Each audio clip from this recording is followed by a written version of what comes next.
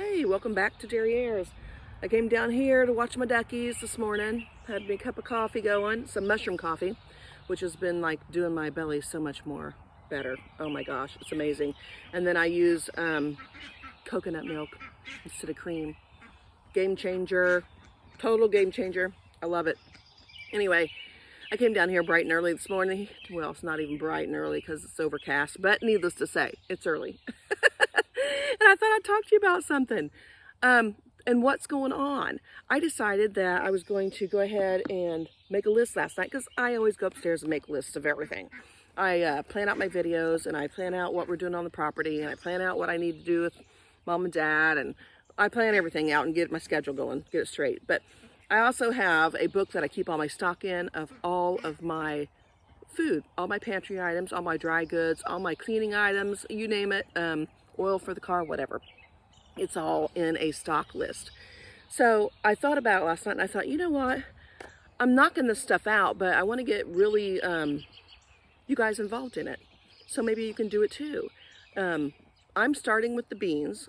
I usually have 2 cases of pintos on hand right from the get-go in the beginning of the year, and then I usually run 2 more later, about midsummer.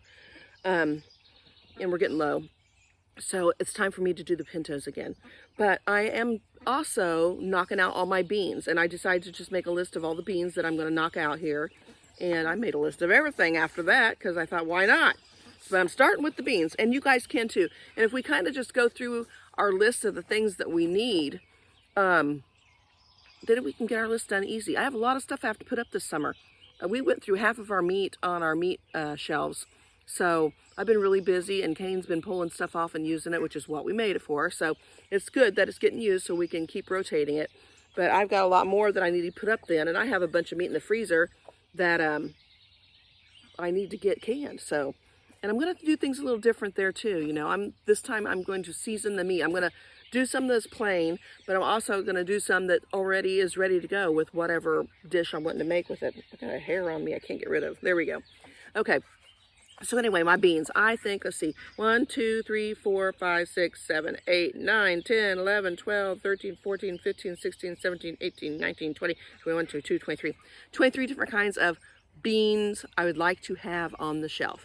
And I'll tell you what they are real quick. Some of them I have done already. Some of them I just want to do a little batch of more to add to it.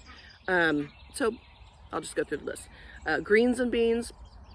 I love those, and I'm getting low on them, so I'm going to make some more.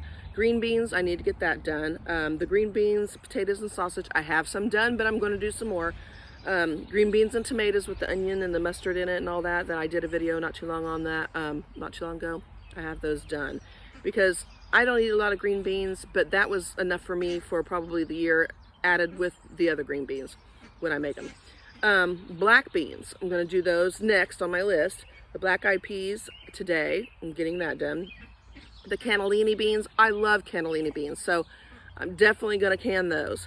Garbanzo beans, another one that I love it. Like I make dips with it and everything, and I put them in salads.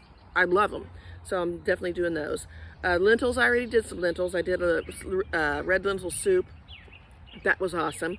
I'm going to do some regular lentils just to like throw in soups, because I also like to make a big batch of soup in the fall when we're working out here on the property, and we can just at lunchtime run in and get some, and then at dinner time go back in, have some maybe with some bread or something, like a garlic bread or something. Let's see, where were we? The lentils, lima beans, navy beans, the pintos, I already talked to you about those. Red beans, the split greens peas, I already did those, and I did a soup too. The yellow split peas, I need to do a soup of those, which I'm going to. There's another kind of bean that I'm going to do next week, so I'm saving on that one. I'm not going to tell you what it is. You're going to have to chime in because I want you to know about it. I'm going to tell you a lot about it. And then, I don't know whether it's old age hitting me. I'm not quite sure what it is, but I used to never like baked beans. I don't want them. And everybody always have them, oh, I love baked beans. I'm like, I don't know what's so special about baked beans. It's kind of nasty if you ask me. I don't know what it was with baked beans. I don't know if it was just because it was runny. I think that is what it is. I think the liquid, if it's kind of runny, I'm not interested in that. And it's, yeah, I guess the flavors that I got from it ever were not impressive to me. So No. But I will say, when I married the girl's dad, I made a certain kind of baked beans that my mother-in-law to be gave me a recipe for, and she said they were awesome. And I took her for her word. She knew her food very well. So her name's Jackie, and I love her to death. But she gave me this recipe, and I made great big huge things of it for my wedding reception. I did all my food for my wedding reception myself that morning before I got married. I got up and got it all done, and then went off and got my hair done. But anyway, I'm gonna make those, and I love those. I love those. And then I found 2 other kinds that I want to make, but I'm not gonna make these with the runny, you know, sauce in them. I don't like that. So anyway, I have craving baked beans lately, and I don't know why, because it's not me, but this is the craziest thing ever. But like I said, maybe it's old age coming in. I don't know, but I want some baked beans, and I want different kinds of them. So I'm gonna do like 3 different recipes. And then I thought I'd do some beans and weenies for my granddaughter. I thought that'd be kind of fun. She would like that. And then the green beans and the greens and sausage and, you know, potatoes and all that good stuff. I think I have that at the top though. But anyway, yeah, I always have those on hand. Always. We always had those growing up, throw in the crock pot and let them go all day long type thing. It's just something that's real substantial. And when you're tired at the end of the day and you've been working hard and you want something hearty, but you don't want to take all that time to make it, that's a good one just to pull out. So that's the list I'm going to work on for now, is my beans. I'm going to work through the rest of this month and in July and get my beans done. And by the time that gets finished, all my veggies from the garden, my veggies will start rolling in, and I'll get those finished. And then in between that, I'll be working on my wine and cheese. So, and also I've got, like I said, other things to put in the freezer that aren't from the garden or from the earth as far as, you know, fresh foods. Like I have noodles that I need to get made. I got gnocchi I need to get made. Some dumplings, for steamed dumplings. I want to get those in the freezer. Calzones, egg rolls, pie crust, lasagna. So when you want something like that, it's in the freezer and you can pull it out and eat it really fast. You can heat them up in the air fryer or whatever. And the gnocchi and the noodles and that dumplings, you can, you know, steam the dumplings real easy. And the gnocchi and the noodles, just throw them in whatever you're cooking. Make something hearty fast. You know, whatever you're in the mood for. And there's lots of times that I've taken bags of noodles to my girls so they can make some chicken and noodles and they don't have to mess with rolling out noodles or buying. Who wants to buy noodles? I don't want to buy noodles. I'd much rather have my own any day. So that's what I do. So anyway, it's always nice. Or if everybody's getting together on the weekend to work over at Mom and Dad's, I can grab a couple bags of those noodles, take them over there and throw them in a big pot with some stock and a couple jars of meat, and you got some chicken and noodles right there, you know, no time flat. Season it up, you're good to go. Unless you've seasoned your stuff already, which I do that too. I do season my noodles, and I make spicy hot noodles sometimes too. Last year I made 8 bags of spicy noodles, and I made 8 bags of plain noodles. And it got me through the whole year, no problem. I gave some to my girls when they needed it, and everything was great. I had more than enough, more than what I needed. And you know, this year, I think I'm gonna do 6 of each. So back it off just a little bit. But yeah, I am gonna make them spicy, so half of them spicy. So that was something I did a long time ago because I just love spicy food. And I thought, why can't you spice up your noodles, you know? And I do put other herbs and stuff in the ones that are plain too. I think it makes a big difference, a very big difference. So anyway, that's just a whole nother story, right? But this is what I'm doing. I'm trying to get my stuff in order, and I'm trying to get my lists done and my shelves full of what I actually need and use. And I figured if I just break it down, you know, like get all the beans done now, then I'm gonna start working on the meat, and I'm gonna do my cheese and my wine in between, and then those vegetables will be coming in anytime. So then I'll start on that. And then when all that's done, then I'll start on my extra stuff, you know, my sauces and stuff like that. So that's the plan. I'm sticking with it. You guys can ride this roller coaster with me if you want to. Get your list together of the things that you need to do too. And, you know, you can ride along with us and try to get your schedule done as well. I think it's fun. I will say one thing I never did was those pantry challenges when you try to make all your food from your pantry for the whole month or whatever. Well, you try to do that anyway on a daily basis, and quite frankly, I don't want to be making something every day from my pantry. If I don't have to use it, I'm not using it. So a lot of times we'll just get stuff, salad stuff or leftovers. We don't eat like make a whole meal every night. We have leftovers quite often, and I'll have leftovers that I'll just revamp into a whole nother meal, a different meal completely, without having to pull anything else off the shelf. So, you know, I just don't, that's wasting too much food for me. That's going through too much stuff that I don't really need to go through. So I don't do that. I don't waste that stuff. I don't. It's to get us through if things get tough or, you know, things go bad. So I don't waste that stuff. We use it wisely. So I don't do those kind of challenges stuff. I will do challenges of putting stuff on the shelf though. I'm way into that. So anyway, and I will be doing that good old freezer one here soon. We're going to clean out that freezer. When I get done with some of this meat or this bean stuff, I'm going to start on the meat stuff because I got a bunch of meat in the freezer. So that'll be next. So anyway, stick with us. I hope you do this too, you know, and if you've not made any cheese, I want to encourage you to do that. I think I'm going to make a feta cheese. I'll do a video about it. It's so easy to do, you guys. I don't know if you like feta cheese.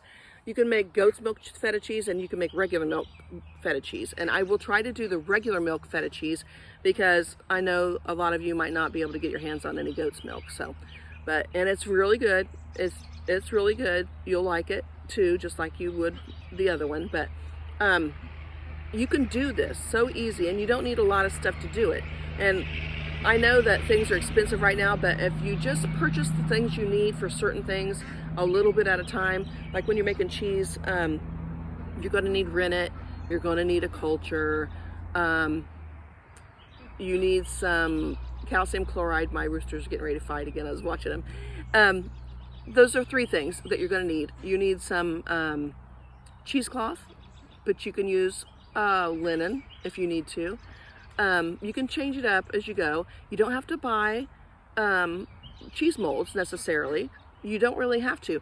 If you can find a colander that is a cylinder, you know, that's not a bowl, but ones that come with your pan sets usually, you know, have the straight sides, you can use one of those and find yourself a plate, a breakfast plate or a dessert plate or whatever that fits on top of it, and you could actually use that. You can get big cans of food and set it on top of that for the weight.